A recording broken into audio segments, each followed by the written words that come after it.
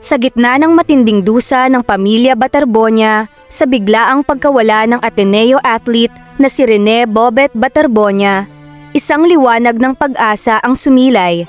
Ang mga pangarap ni Bobet para sa kanyang pamilya hindi namatay kasabay niya. Bumuhos ang tulong mula sa iba't ibang sektor. Narito ang mga pangunahing tulong na natanggap ng pamilya Batarbonia. Condominium unit mula sa NHA. Ipinagkaloob ng National Housing Authority ang isang unit sa Madayao Residences sa Davao City na nagkakahalaga ng 2,200,026 pesos. Ito ay bilang pagkilala sa pangarap ni Rene na mabigyan ng sariling tahanan ang pamilya na nanirahan sa Agusan del Sur ng mahigit 20 taon.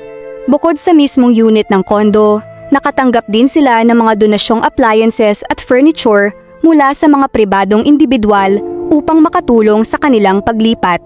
Opisyal na iginawad ng Ateneo de Davao University ang full educational scholarships para sa lahat ng 6 na kapatid ni Rene. Sakop nito ang kanilang pag-aaral mula basic education hanggang makapagtapos sa kolehiyo, na isa rin sa mga pangunahing hiling ng atleta. Personal na iniabot ni North Cotabato Governor Emilu Lala Mendoza ang 1 million pesong financial aid sa pamilya.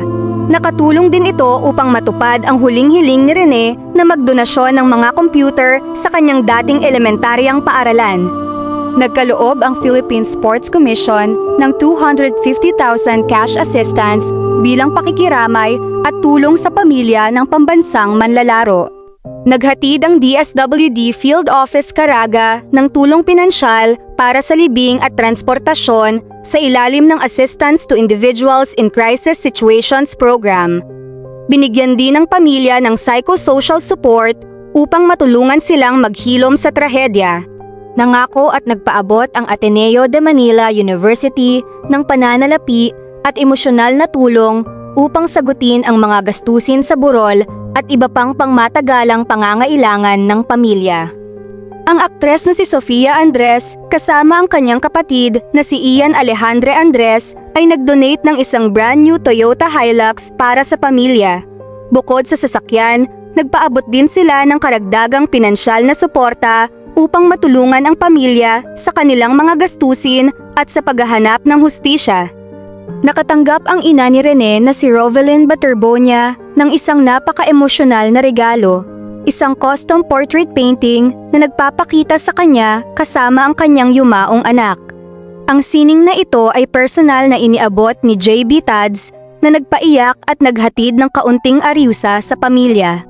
Bilang pag-alaala sa kanyang natatanging kontribusyon sa sports at bilang Young Pride, may mga taga-suporta at lokal na iskultor din na nag-alay ng rebolto ni Rene upang magsilbing permanenteng alaala ng kanyang mukha at legasiya para sa kanyang pamilya. Nagbigay rin ng ilang malalapit na kaibigan at taga-suporta ng mga alahas at personal na memorabilia kay Ginang Rovelyn at sa pamilya bilang simbolo ng kawalan at pangmatagalang pagpapahalaga sa kabutihan ni Rene.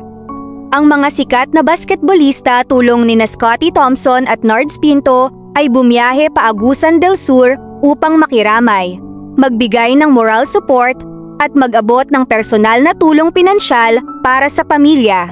Rene Bobet Batarbonia, hindi ka malilimutan. Hustisya at pagpupugay para sa natatanging bayani ng pamilya.